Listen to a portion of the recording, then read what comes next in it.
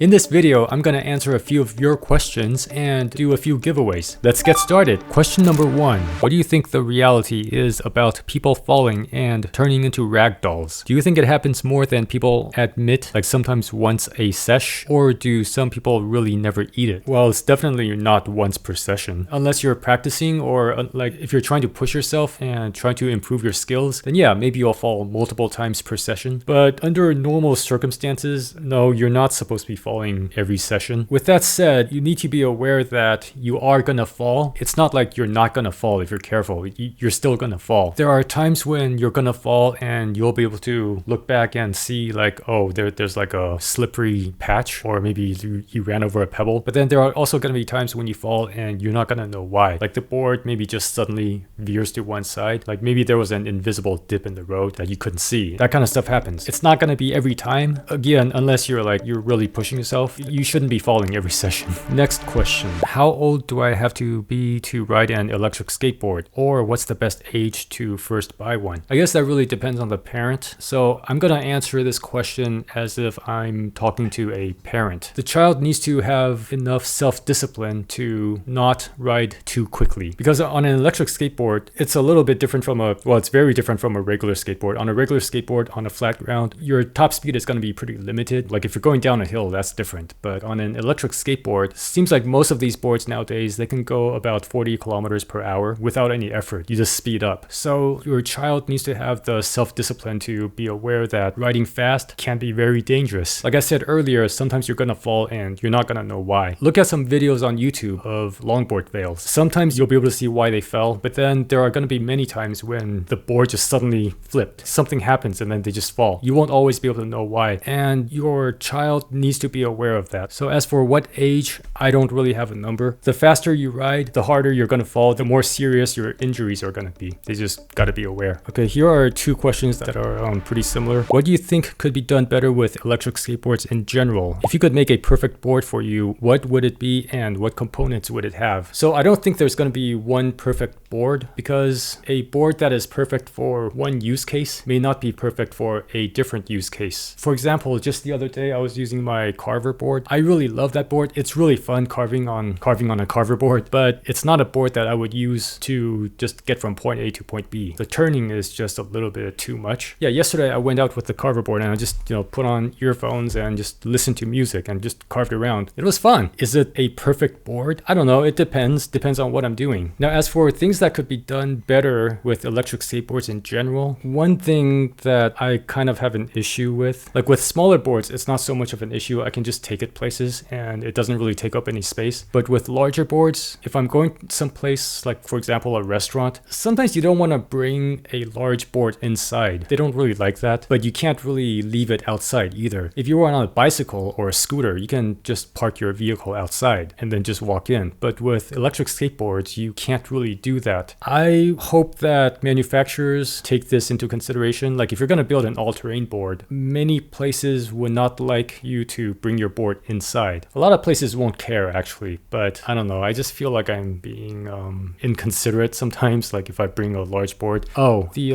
responsiveness of remotes. So that's something that Boosted has done really well. Like if you use a Boosted board and then you ride a different board, you might feel like the other board is really laggy compared to the Boosted board. Like the Boosted remote, it's just really, really responsive. Like I've always said that Hobbywing's really good, but like if you use a Hobbywing remote and a Boosted remote, like back to back, you notice a lag in the Hobbywing remote. I guess that's something I think could be better with a lot of electric skateboards. Just do what Boosted did. And again, there isn't one board that is great for everything. So if you find yourself enjoying electric skateboarding, you're probably going to end up with multiple electric skateboards. And when you have multiple boards, it's probably a good idea to invest in a set of ShredLights. Speaking of ShredLights, let's do a giveaway. So if you follow me on Instagram, you'll see that I did a giveaway recently, and all you had to do was tag 2 people in the post and follow the prize sponsors. If you did that, you have a chance to win. So let's see who won. Okay, there were like a little bit over 1,000 comments. This website is gonna randomly choose a winner for the ShredLights. Exclude duplicates, minimum mentions. Okay, here we go. And start.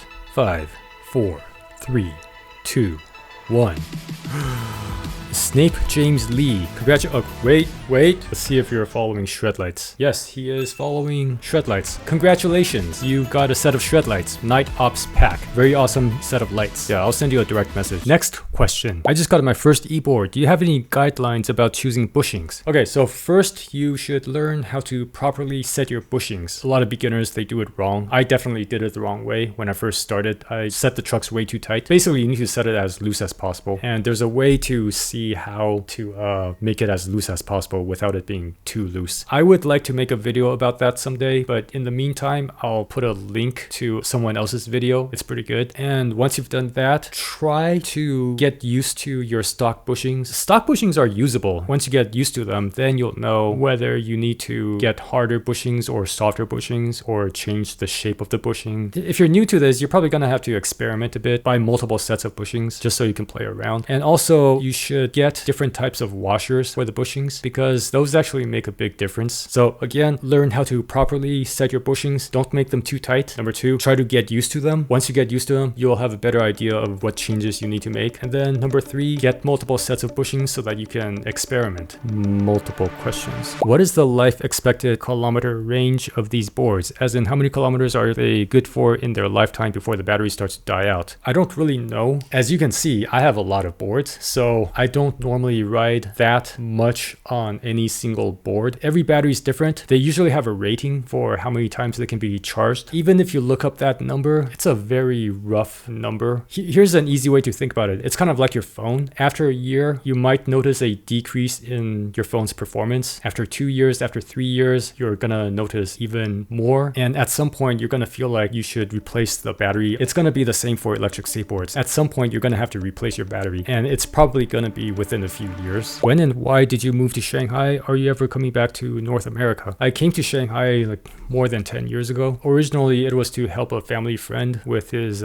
business. The original plan was to move back to the US within 2 years. That didn't happen. I ended up staying here. I've done a bunch of other stuff over the years, but that was my original reason for coming to Shanghai. Are you ever coming back to North America? So I'm from California. My plan had always been to move back to California at some point. I just never did it. I don't know when I'll do it. Maybe next year, maybe 10 years from now. I don't really know. What are the pros and cons of living as an expat in Shanghai? Ooh, that could be a video all on its own. I'll just say this for now. I visit my parents in the US usually once a year, and every time I go back, there are things that I end up missing about the US. Like, traffic is generally better. People are generally more courteous. And then when I come back to Shanghai, I kind of feel the same about Shanghai, about different things. Like certain things are just more convenient in Shanghai. Like for example, I really don't have to carry a wallet in Shanghai. Most people pay with their phone now, and buying things is just really convenient in Shanghai. Like Taobao, I don't know if you've heard of it. Shipping within China is extremely fast compared to the US, and also extremely cheap. I don't know, there's pros and cons for each. I should probably make a video about this all on its own. Do you think electric scooters are viable for transport as well, or are e-skates better value? Roads in cities are generally designed for cars. Many roads are appropriate for bicycles also. If a road is appropriate for bicycles, it's probably fine for electric scooters also, but it's not necessarily fine for electric skateboards. In terms of fun and recreation, I would say electric skateboards are more fun and a better form of recreation. It's just more enjoyable, I think. But as a practical form of transportation, my opinion is that electric scooters are still probably better. Maybe not always, because with an electric skateboard, they're more portable. You can still, you can carry them in a backpack. For example, an ATSA everyday electric skateboard backpack. Speaking of ATSA, let's do another giveaway. This one is going to be for the ATSA everyday electric skateboard backpack. It's an awesome backpack. 2, 1.